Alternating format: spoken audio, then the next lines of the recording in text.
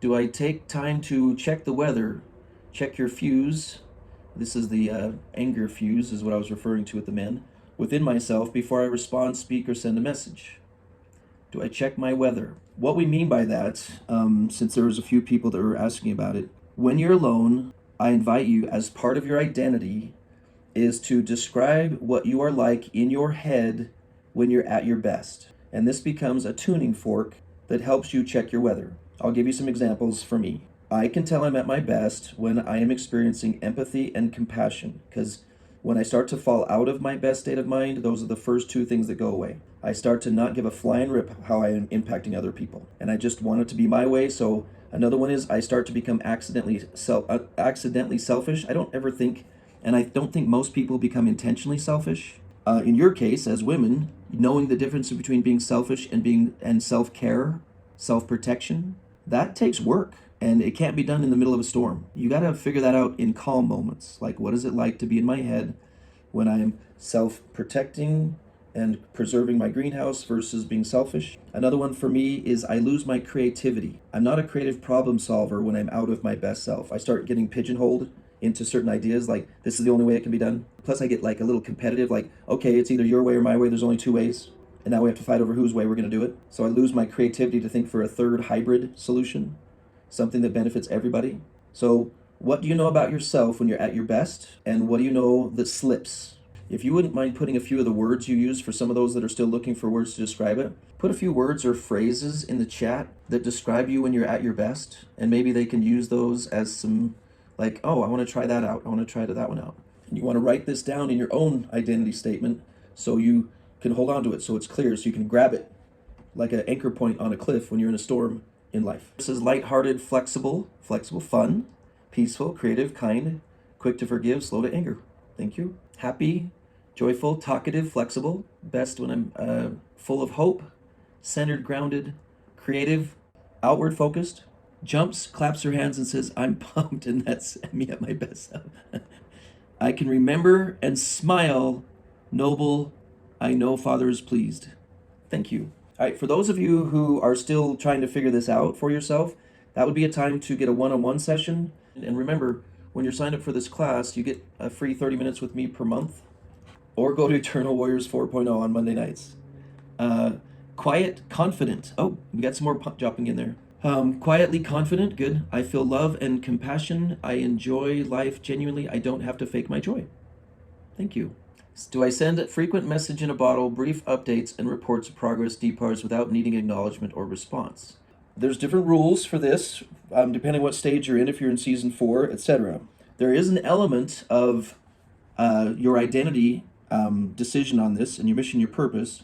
Are you the kind of person that if you wanted someone to find you and we're out in the wilderness or something like that, would you leave messages of when you were there and where you're going? Even though there's all sorts of difficult things going on around you and he's all over the place, for you to just be one of those moving blips on a GPS system, here's where I'm at, here's where I'm going, here's what I'm doing, and it's just as much information as a blinking light on a GPS. Here's where I'm at, here's what I'm doing, here's where I'm going. Now, I have seen women sometimes give part of the information, which means they say, I'm not going to tolerate this, but they also don't say, but I'm still in the game. They only state their boundary, they don't state their goals.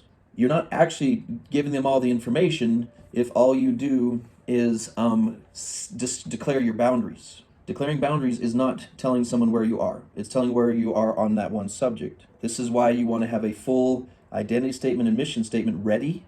So when it's time for them to see that you're not a unilateral one-lined person, there's a whole lot going on in your head. There's a whole lot more there than just a few sentences of boundaries. So keep working on your marital mission statement, your identity statement, and your DPARs. Did you know some guys don't think you know you have to work on stuff? Some of the men think that you don't know you have weaknesses. Doing DPARs shows that you know that you have weaknesses, and you know that you look for them, and you don't need someone else to point them out to you. Having your own list, your punch list. I have my identity statement, and I have 25 things I know for sure I'm not living up to with my own identity statement. So I'm aware of that.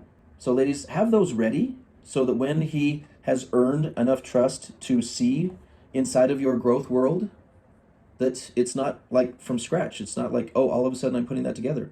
If you were not married, you'd put this together anyway. If you were a single woman, you'd have your goals for what kind of identity you want to be. You would have your weak spots listed, and you would have a developmental system in place to work on them line upon line, precept upon precept. That's not something that's a marital responsibility. That is what our prophet says we should be doing.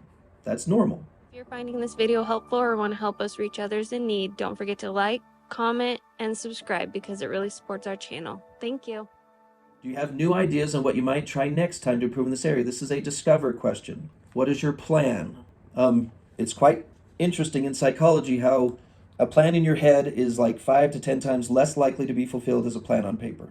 And if you're like me, you need to describe it as my next experiment, because I don't actually know if the plan's going to work. So here's what I'm going to try next. This is my plan for what to try next. And when you have that, it's got more structure to it. It's got more follow through to it. And I had more than one woman say to her husband, well, what's your plan? Well, we want to eventually get to the point where you feel safe to share your personal plans with him for your development, and he shares his with yours. And mostly we're looking at it like, I'm a quarterback, you're a receiver. That's cool that you're working on that, but I don't even know how to help you become a better receiver. I'm working as a quarterback.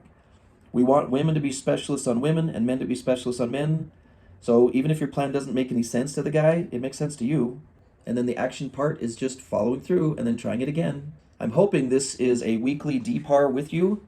So take your own answers, celebrate what you're feeling strong in, bullet point what you need to work on, pick one, sort out what's getting in the way as part of your reflection. And then part of discovery is finding the resources, the people, the helpers, the education, and the teammates to help you become successful. And then write a plan based on that. And then we'll get better and better. If we only improve 1% per week, that's a 52% improvement in a year. Last time I checked, that's pretty cool. That's really good.